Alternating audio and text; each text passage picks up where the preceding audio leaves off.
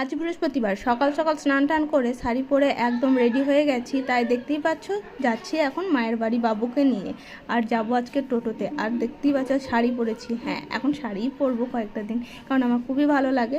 আর তারপরেই এখানে এসে ভাইকে ফোন করেছিলাম যে তুই এখানে নেমে আমাকে ধরে নিস, মানে আমাকে নিতে আসিস, কারণ বাবুকে নিয়ে আমি হাঁটতে পারবো না। আর ওখানে ফলের দোকানে ফল নিলাম, একটা থামস আপ নিলাম, আর জেঠিমা চপ পাঠিয়েছিল সেগুলোও নিয়ে এসেছি।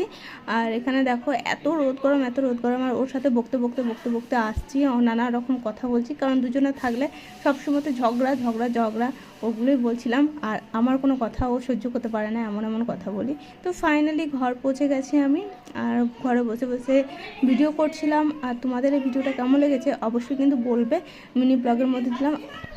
আর বড় ভিডিওতে তোমরা দেখে নিও যে আমি কি করছিলাম না করছিলাম মায়ের বাড়িতে, সমস্ত কিছুই। তো যাই হোক, আর চুলগুলো ভিজেছিল সেই জন্য ছেড়ে নিলাম। তো ভিডিওটা ভালো লাগলে লাইক